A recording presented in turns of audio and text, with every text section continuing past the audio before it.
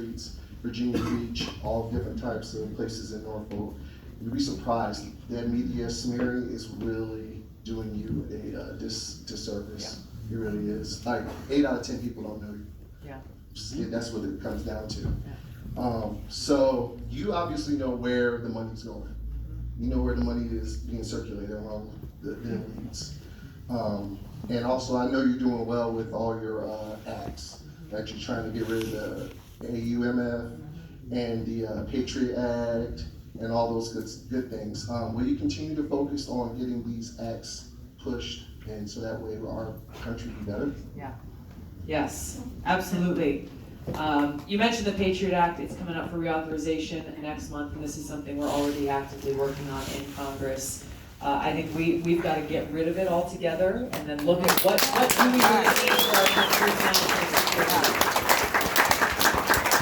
Too often, whether it's things like our civil liberties and privacy, our Fourth Amendment rights in the Constitution, the Patriot Act, or other issues related to whether or not we should go and wage another regime change war, so often you hear these fear tactics being used. Well, if we don't do this, there's going to be another terrorist attack, without anything to actually qualify that, without actually providing details and information. Tell me exactly how that's going to happen. It's just fear tactics being used that seek to justify this continued incursion as it relates to the Patriot Act on our civil liberties and rights. The reality is that as our founders wrote the Constitution, they understood that we, the American people, should never have to choose between being free and being safe. Yeah. That's a false choice. Yeah. And it requires courage and leadership to be able to identify, okay, what are the things that are needed to ensure the safety, security, and freedom of the American people, and striking that balance with ensuring that it does not violate our constitutional rights. It takes some work, but work is important. Thank you.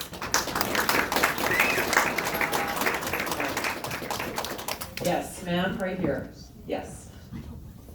Hi, my name is Aradna. Hi. I'm from Virginia, Northern Virginia. So last year I ended up in the ER twice. The second time around I was basically walking around in pain because I told my husband, I don't want to rack up a huge hospital bill. We have a lot of other bills.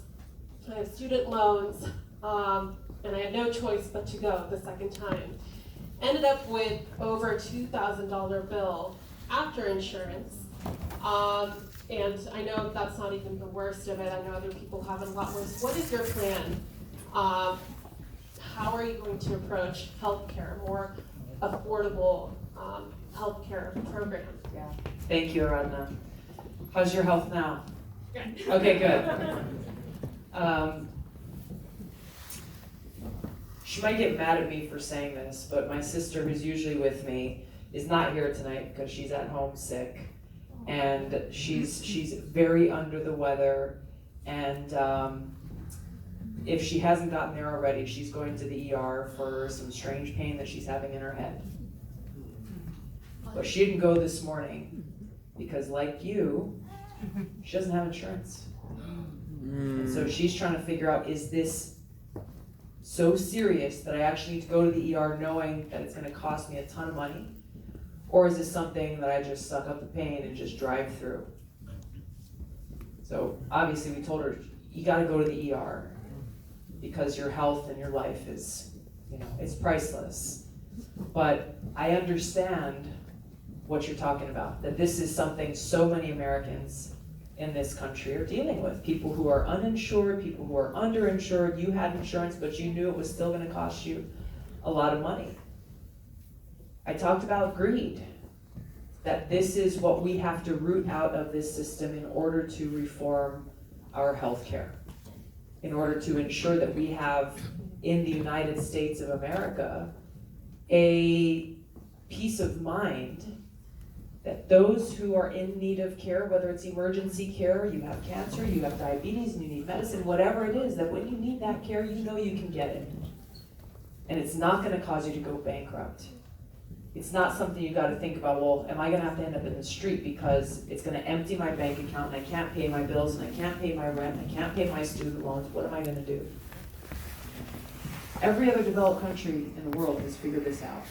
Where there are challenges that people are concerned about, but not being able to get the healthcare they need is not one of them. Here's what I would do to fix this problem. Take the greed out of the system by first of all taking big insurance and their profits out of the equation, modeling a system loosely after what's worked very well in Australia, where every single person is guaranteed quality, affordable health care, while allowing those who, if you've got a good insurance plan that you like, if you want to purchase a supplementary plan, that's fine. That's up to you, but that does not undermine our ability in this country to guarantee quality health care for every single American.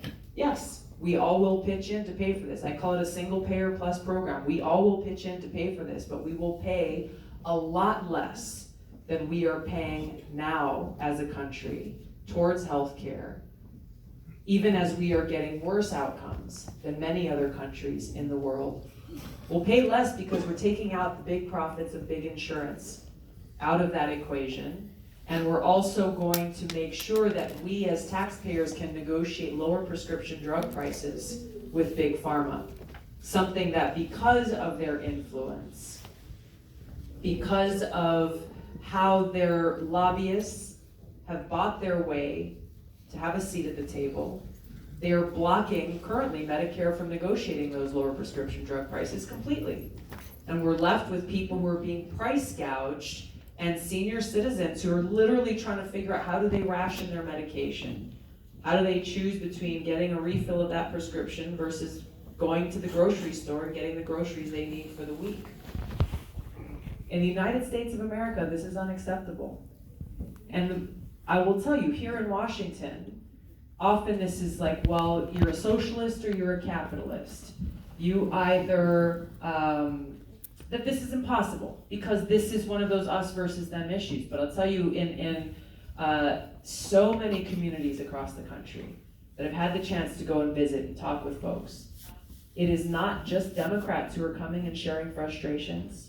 It is Republicans, it is independents, libertarians, people across party lines who are suffocating and struggling right now with this fear that those that they love and care about most are not going to be able to get the care they need when they need it, sometimes in a way that actually is threatening people's lives. This is something that I'm confident that we as a country can come together around to bring about what I believe is a very sensible, balanced solution. The biggest people who are opposed to it are those who are making all the money off of the current healthcare system. And yeah, they're fighting tooth and nail against it. And they're giving a lot of money to some of these other candidates running for president who are going to stand for the status quo and for their ability to continue to make decisions about our health care that increases their bottom line rather than actually focused on how best we can deliver health and wellness to the people of this country.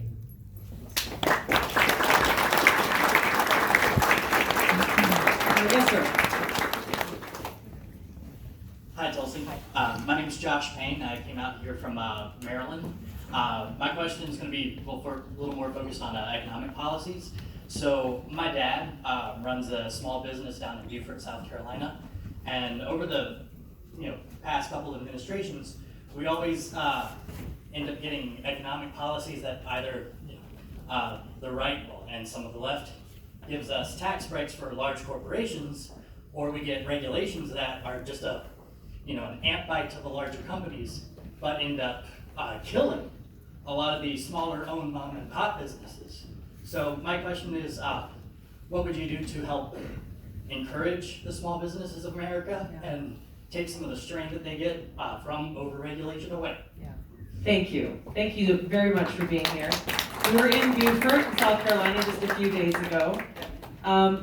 my parents are teachers by trade and training, but they're entrepreneurs at heart. And so for us, 5 kids growing up, at some point or another, we were always working in the family business. For us, as kids, it was a family restaurant, family style deli. It was all hands on deck. And you understand both the pride that comes from being able to have your own business, but also the hard work that goes into it. And you're absolutely right. When we look at the imbalance and the unfairness of the system, you see how corporations like Amazon, and GM, and Netflix, and others who are making a ton of money are somehow legally getting away with paying no taxes at all, while small business owners and hardworking Americans all across the country every day working, paying your taxes, and trying to figure out how you're going to make this all work out at the end of the year. Maybe you might get a few bucks with a tax refund, get a new cell phone, or, go and take your family out for the day, or whatever it is. But it's a struggle. It's a struggle. And so, we hear often, as I have throughout my time in politics, is small businesses are the backbone of our economy. How many times have you heard that? All the time. Because it's true. It's true. Small businesses are the backbone of our economy. Small businesses are the #1 employers of people, job creators in this country. This is the truth.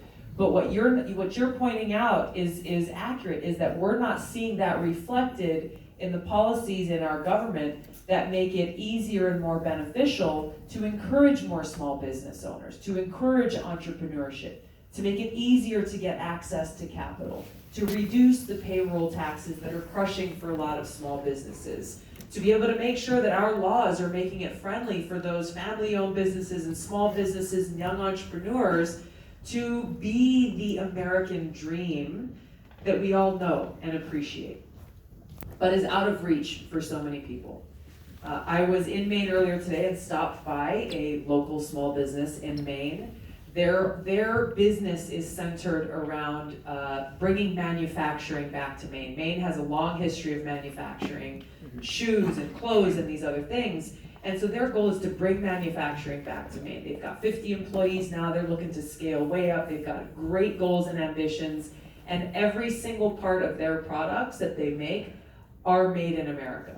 From the cotton that's grown, they purchase it from the South. It's woven together in another state. And every single step, it is about investing in America. So I was like, my gosh, this is great. What a great model. We need more like this. How are the business laws in Maine? He said it's really, really hard. It's very hard for them as a small business to do business in Maine. Okay, but has your governor come and seen your operation here? It's really impressive. Have your state leaders come and visited? No.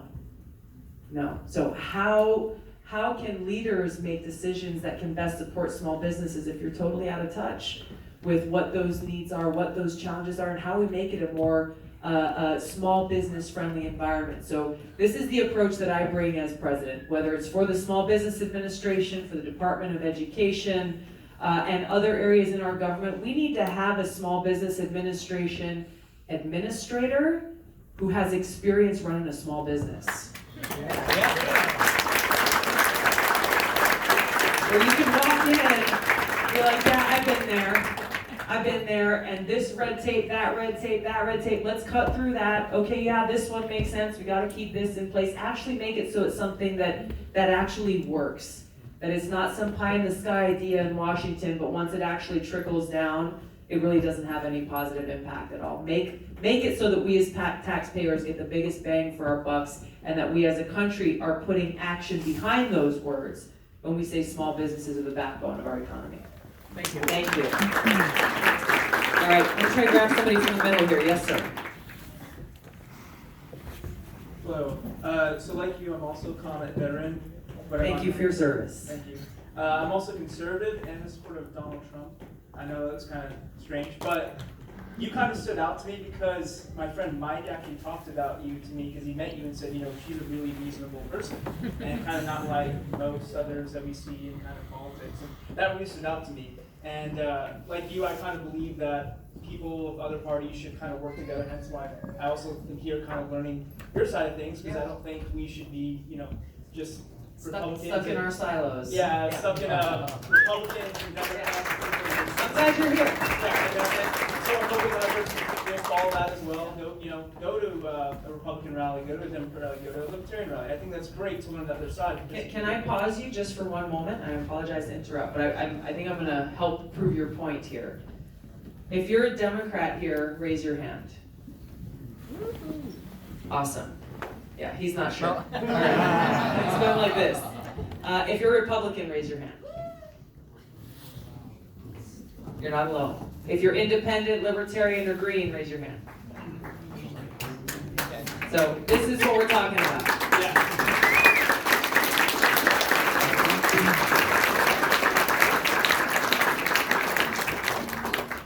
With that said, after I saw your response to the impeachment, and you said president, which I thought was amazing. Is that correct? Yes. And so with that, we just had the recent State of the Union, and I know you like taking centrist approaches, and for Republicans and Democrats, it's great. And Pelosi ripped up the State of the Union. Matt Gaetz wants to file an ethics complaint. I believe that's what he said on the news. Unless I'm correct. I didn't hear what Matt Gaetz said. Okay. Anyways, I heard that. Watching the news and reading, that's what his goal was. My question is do you think some action should be taken against Pelosi, or do you support Matt Gaetz in an ethics complaint, or do you think we should kind of just let it go because it was a State of the Union, it was a document? What's your opinion on that? No, I don't think that ripping up the speech rises to an ethics complaint and inquiry and investigation. But I also think that I would not have done what she did. Yeah. And I think there's a lot of people at home who, I was not there that night. I was campaigning in New Hampshire, and so got up the next morning and was reading through the headlines, and obviously that was one of the main things that was trending, and I just shook my head. I just shook my head because I think, like a lot of people, we're sick and tired of the political theater and the drama in Washington that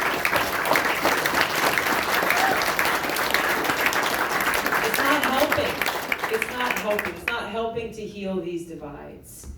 And you will understand and appreciate this.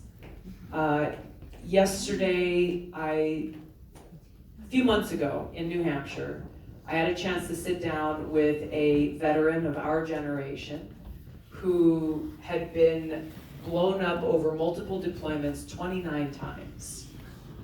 And when he came back home and he got out of the military, he was going to the VA and he was trying to get help. And long story short, because he wasn't asking the right questions, I don't know what it was, but he had to go back 7 times before he finally got to see the person who could help him with what he needed help with. He was dealing with opioid addiction and trying to just deal with all of the trauma, both physical and mental, that came from those deployments and being blown up 29 times. He was then dedicating his time and energy to reaching out to other veterans to help them not have to go through the hardship that he went through. His name was Cliff, and I just found out yesterday that he died of opioid overdose. So when I see stuff like that, there are real challenges and real hardships that every one of our leaders, from Donald Trump to Nancy Pelosi, need to be focused on, actually working together to solve these problems and help people like Cliff and help his family who is grieving his loss, and the many other brothers and sisters of ours who have served and who have come home and are still lacking that honor and that care that they've earned through their great sacrifice.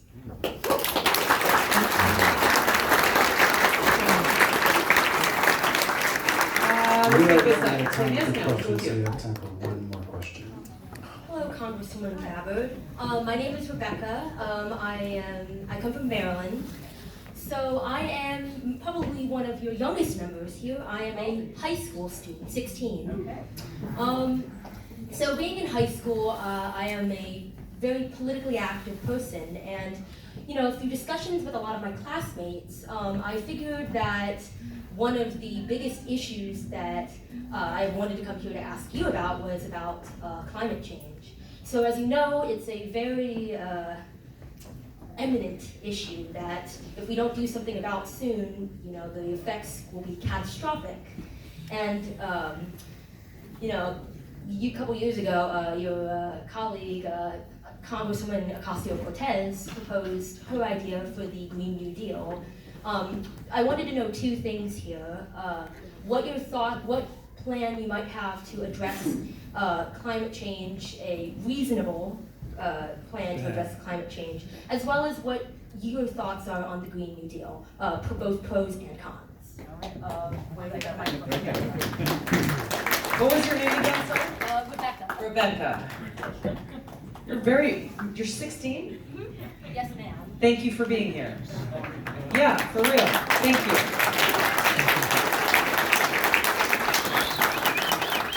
This is a very important issue and an important question that all of us needs to consider.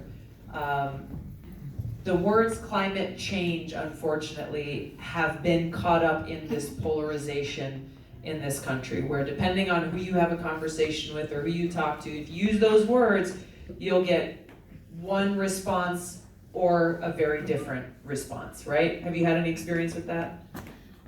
Well, most of the people at my school are very, they either stay out of politics or they are very liberal. Okay. And they have very responses to what they should do. Okay, so they're either not paying attention or they really are very concerned about climate change, I would assume. Okay, so There's a climate change club at our school, action club at our school. I see. Okay, so they're on it at least. Here's the thing, though, is that there are very real threats to our environment. That whether you use the words climate change or you don't like the words climate change, there are very real environmental threats. And so when we think about what do we need to do, we need to start with the things that are most basic and common to every single one of us. We all need clean water to drink. We can't live without water. Yeah, right here. There we go. I'm gonna get to you in a second. We need clean water to drink. We need clean air to breathe. We need a safe place to live for ourselves, for our kids, our neighbors, our families, and one that we know will be there for the next generation, the next generation, the next generation to come. And so what do we do then to achieve those objectives? We've got to think about all of the different sources for these environmental threats. And so my approach to dealing with this issue, I'll put in four major categories. Number one is, as we look at the dirty fossil fuels of the past, we need to stop spending taxpayer dollars to subsidize those industries and instead redirect those dollars towards investing in a new, clean, renewable energy economy. And this is a win-win-win on all fronts. We've got to make this transition off of fossil fuels to ensure that we are protecting our environment, that we are creating energy security in this country, and that we are actually stabilizing and reducing the cost of energy lower than what it is that we've already seen. These are things that we can actually accomplish. The second major area has to do with agriculture. It doesn't get as much attention as people talk about climate change, but when you look at how much money in the farm bill that's passed every 5 years goes towards agriculture practices, monocrops, multinational corporations like Monsanto and Syngenta and others, their actions actually negatively impacting our environment, soil quality, water quality, not really thinking about farming that can be sustainable, that we can grow food to feed people in this country, and that's actually gonna stick around for a while. The third major area has to do with foreign policy, because there are some global environmental threats that we face that can only be addressed when we lead with a foreign policy based on cooperation rather than conflict. We can't go and work with another country to deal with these common threats and interests that we share if we are at war with those countries. leading with a foreign policy based on cooperation rather than conflict. And the fourth thing is just the individual choices that every one of us makes in our own lives, from how we live our lives, the kind of food we choose to put in our bodies, the things that we choose to buy. There are real ways we can make an impact there, both personally and collectively as a country, in a very practical way. Very quickly on the Green New Deal. I am not a co-sponsor of the Green New Deal. It is a resolution, it is not a bill. I think we need an actionable plan and legislation that can actually be passed and implemented. And there are a few things with it. There are some things in there I agree with, but there are some critical things in there that prevented me from co-sponsoring that bill. One of them, this gentleman is here, a fellow veteran is focused on. The bottle he's holding up is water that has been forever contaminated because of fracking. Unfortunately, the Green New Deal leaves fracking on the table as a potential energy means to get energy. It also includes nuclear power, something that is extremely expensive and poses a risk given the nuclear waste that's created, that we're still seeing communities across the country having to live with this waste that will be around for hundreds of thousands of years and no way to safely store it. And yes, Fukushima is a good example. And the federal jobs guarantee. That resolution includes a federal jobs guarantee. It's something that it's been tried in other countries and it has not worked. I do not think that our government should be in the make work jobs creating business. I believe actually in a, you can clap for that. You agree?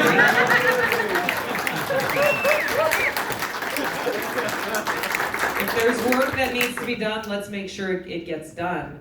I think that for the concern of those who are, like many Americans, struggling paycheck to paycheck, living in poverty, not having any kind of economic security whatsoever, and just one emergency or unexpected expense away from being pushed out onto the street, I think the universal basic income is the best solution to be able to create that economic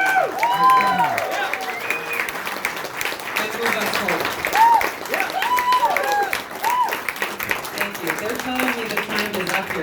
Yes, sir. You've been right here in the blue shirt. Yes. I have an election campaign strategy question for you. I'm Chris from Maryland. Florida, Iowa, Michigan, Pennsylvania, Ohio, Wisconsin. These are 6 states that the 2012 Democratic presidential candidate won.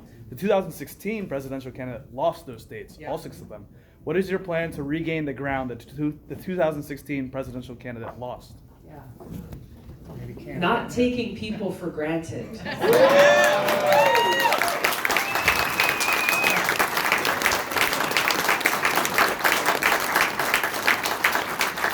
Not taking people for granted, reaching out and treating everyone with respect, and inviting every single American to come and stand together, whether you're Democrat or Republican or independent or libertarian, recognizing that our future lies within our hands and that we can solve these problems that we face. We can overcome the challenges that lie before us, and truly fulfilling that promise and that commitment that lies within our Constitution. That when I say we the people, I mean all the people. Thanks. Thank you. I'm sorry, we don't have any more time. I apologize. Thank you so much for being here. We need you in the Your debate. action. We need you in the debate. Yeah, I agree. I agree. So, hopefully there are greater opportunities to have larger platforms, but I'm not holding my breath. Put it that way. You go to Vegas. If Bloomberg's on the table, you go out of there. You go to Vegas. Here's what we need to do, and I'm glad you're all here, and I can tell you this myself. We need to continue to make sure our voices are heard. We need to not only stand with those who we already agree with those who we know are already showing up. We got to look, every one of us, within our own spheres of influence, start going through your phones, your Facebook friends, your Instagram friends, and start reaching out, whether it's one by one. Send It only takes a few seconds to send a DM to somebody. And do what you're doing, sir. Hey, have you ever heard of Tulsi Gabbard? No? Awesome. Let me tell you what she's all about. I'm serious. I'm serious. The power is within our hands. Yes, we're up against some challenges, some censorship from the corporate media, but we're not going to let them get away with that, because our voices are a powerful thing. And what we need now is action. We need support to be able to continue to get our message out. We need your help in continuing to get our message out. And that come election time, whether it's early voting or on election day, don't just go by yourself. Fill your car as packed as you can with people who you can get out and cast that vote. Because this will send a message to the whole country that this is our country. This is our land. This is our future. And we are fighting for that future. Yeah. Thank you very much for being here.